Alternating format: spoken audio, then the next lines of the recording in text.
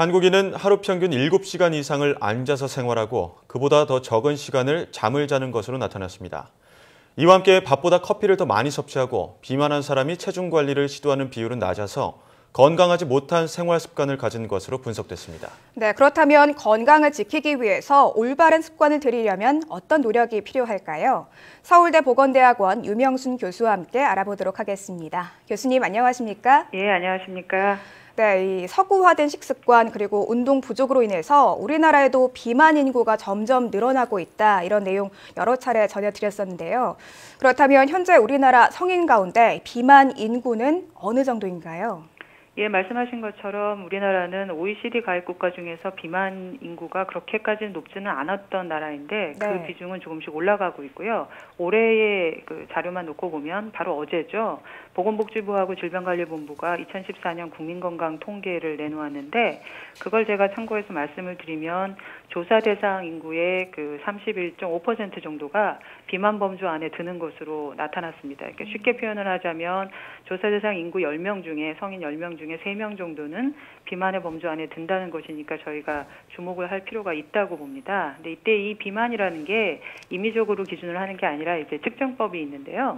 세계보건기구에 따르자면 이제 자기 그 몸무게를 키의 제곱으로 나눠서 계산을 하거든요. 그 숫자가 이제 25에서 30이 넘어가게 되면 비만이고 우리나라는 25를 기준으로 잡는 걸 좀 말씀을 드리고 싶습니다. 네. 약간만 더 추가를 하면 여성, 남성 같은 성이나 연령이나 소득 수준이 영향을 미쳐요. 우리나라 비만 인구의 특징을 보면 연령이 높을수록 그리고 특히 소득 수준이 낮을수록 그리고 처음에는 전체적으로 보면 남성이 비만이 많지만 나이가 많고 소득 수준이 낮은 여성의 경우에 비만 확률은 매우 높기 때문에 이런 점이 이제 앞으로 저희가 좀 유념해야 될 변수들이라고 봅니다. 네, 특히나 10명 중에 3명이 비만이라는 사실이 좀 놀라운데요. 네. 이렇게 비만한 사람들이 자신이 비만이라는 사실을 인지하고 또 체중 감량을 위해서 노력을 하는 편인가요?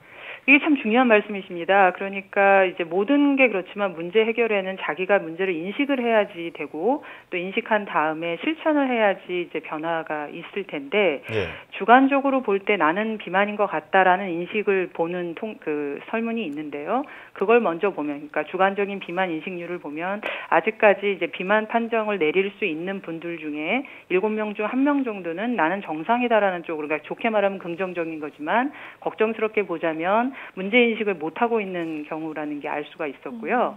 비만을 위해서 체중 감소 노력을 지난 1년 동안 얼마나 했느냐라고 했을 때 아직도 그 확률이 그러니까 노력하고 있다라지 아무것도 안 했다라고 하는 숫자가 36.5%였기 때문에 저희가 이 부분의 숫자를 줄이는 거를 노력해야 된다고 봅니다. 또 노력을 하는 분들 중에서는 젊은 사람일수록 여성일수록 노력합니다. 그러니까 젊은 여성들이 그렇지 않은 인구 집단의 분들보다는 체중 감량을 위해서 어떠한 것이든 간에 노력을 하고 있다고 드러나서 요 점도 참고해서 앞으로의 그 대안을 고려해 볼 수 있을 것 같습니다. 네. 뭐 자신이 비만이라는 인식을 이렇게 잘 하지 않는 사람들이 많다는 게 좀 문제인 것 같은데요. 네, 이런 인식뿐 아니라 뭐 생활 습관도 이 비만에 영향을 주는 게 아닐까 하는 생각이 들거든요. 그 2014 국민 건강 통계 내용을 보면 뭐 한국인들이 평균 7시간 이상 앉아 있고 수면 시간은 약 7시간 정도 된다 이렇게 내용이 나왔는데 이런 생활 방식이 비만에 영향을 주는 건 아닐까 하는데요. 교수님이 보시기에는 어떻습니까? 예, 꼭 학교에 있는 제가 아니더라도 저희가 일상생활을 하다 보면 오래 앉아있는 그 자체가 중요한 것이라기보다는 오래 앉아있을수록 앉아있지 않을 시간이 줄어든다는 게 이제 문제겠죠. 즉, 앉아있는 시간이 길다 보면 걷기나 운동을 실천하게 되는 그 가능성을 낮춘다라는 게 이제 의미가 있는데 실제로 그 오래 앉아 있는 사람들일수록 걷기 실천율이 낮습니다. 이번 저희 통계에서도 그 알 수 있지만 걷기 실천율은 굉장히 중요한 건강 지표인데 앞으로는 그 오래 앉아 있는 사람들에게 걷기 실천이라든지 운동 실천율을 어떻게 높이게 할 거냐라는 걸 좀 고민할 좋은 그 통계치가 나왔다고 생각을 하고요. 수면의 경우는 오늘은 이제 인터뷰가 아주 긴 게 아니기 때문에 길게는 말씀을 못 드리지만 절대적인 숫자보다도 최근에는 수면의 질이 이제 문제인데 스트레스가 많거나 야근을 하거나 밤에 야식을 하거나 이런 상태에서 갑작스럽게 수면에 빠지게 되면 수면의 질이 문제가 될 수 있어서 비만에는 사실은 복잡한 영향을 줄 것이다라고 저는 보고 있습니다. 네, 오래 앉아 있는 것보다는 앉아 있지 않은 시간이 중요하다라는 예. 것을 말씀해 주셨는데요. 또 그만큼 식습관도 중요할 텐데 그럼요. 예. 이와 함께 노인을 제외한 우리나라 성인 남녀 대부분이 밥보다 커피를 더 즐겨 마신다는 결과도 나왔는데요. 구체적으로 하루에 커피를 얼마나 자주 섭취하는 것으로 나타났나요? 예, 저도 사실은 이제 이 숫자를 보고 좀 여러 가지 생각들을 했는데 일단 통계를 좀 요약을 해드리면 2014년 국민건강 통계를 보면요. 그 우리나라 성인 19세 이상의 성인의 경우 섭취 빈도가 11.99회, 그러니까 쉽게 표현하면 하루에 2잔 정도의 커피를 마시는 것으로 나타났는데 이게 이제 흥미로운 것은 쌀밥이라든지 잡곡밥처럼 저희의 주식에 해당되는 것의 섭취의 빈도보다도 높다라는 게 이제 많은 언론이 주목을 한 내용이 아닌가 싶습니다.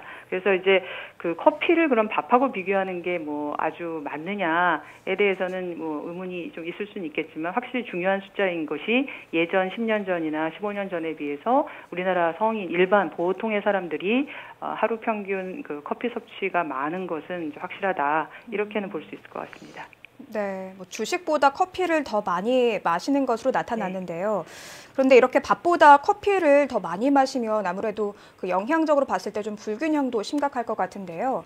그렇다면 이 하루에 좀 적당한 커피 섭취량 어느 정도라고 볼 수 있을까요? 커피 자체가 이제 도움이 건강이나 그 라이프 스타일에 도움이 되냐 마냐는 아시다시피 이제 여러 논란이 있습니다. 커피가 긍정적인 기여도 하고 또 부정적인 기여도 하기 때문에 초점을 만약에 그 커피 안에 포함되어 있는 카페인에 좀 맞춰서 말씀을 드리면 왜냐하면 이제 카페인이 신장이라든지 위라든지 이런 데 영향을 미치기 때문에요. 이제 카페인 섭취 허용도 사람마다 차이가 있습니다. 어떤 사람은 카페인에 대해서 이제 민감도가 높고 낮을 수 있으니까요. 하지만 대략적으로 이제 기준치를 말씀드리면 보통 성인이 이제 400mg 정도까지 허용이 되고 이걸 쉽게 표현을 하면 보통 인스턴트 커피에 뭐 한 잔 정도에 한 60에서 100 정도의 그 카페인이 들어있다고 치면 아무리 많이 마셔도 하루에 5잔을 넘지 않아야 한다라고 나오는데 전체 평균이 2잔 정도였기 때문에 사실은 아주 안전한 건 아닌 거죠. 그래서 커피 허용량이라고 커피에 마음 맞춰서 말하기는 좀 어려운 것이 사람이 하루에 커피만을 갖고 카페인을 섭취하지 않기 때문인데 5잔을 기준으로 보면 한 3잔 정도 선에서 조절하시는 게 좋지 않겠나라는 생각은 듭니다만 분명한 거는 개인차가 있다라는 겁니다. 예. 커피를 뭐 드시는 것뿐만 아니라 드시는 만큼 다른 영양분을 많이 섭취하는 게 무엇보다 중요할 것 같은데요. 또 이 밖에 우리나라 국민의 건강에 영향을 주는 요인들은 어떤 것들이 있을까요? 예, 뭐 여러 가지가 있을 수 있는데 이번 통계에서 건강 요인 통계치를 갖고 제가 좀 말씀을 드리고 싶었던 거는 일단은 아침을 거르는 젊은 사람들의 아침 결식률은 예전에도 문제가 됐지만 이번에도 역시 문제가 될 수 있었다는 게 한 가지인 것 같고요. 여전히 그 성인의 10명 중에 4명 정도는 비흡연자 10명 중에 4명 정도는 직장에서 간접 흡연에 그 불편한 내지는 불쾌한 흡연 피해를 보고 있다라고 응답한 점.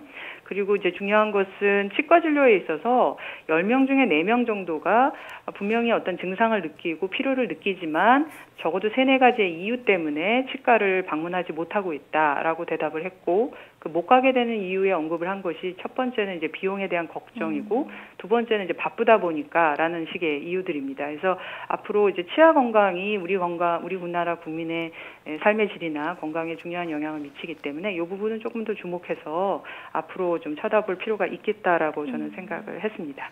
네, 뭐 아침 거르는 문제 그리고 흡연과 관련된 부분 또 치아 건강 이렇게 좀 3가지를 추가적으로 짚어주셨는데요.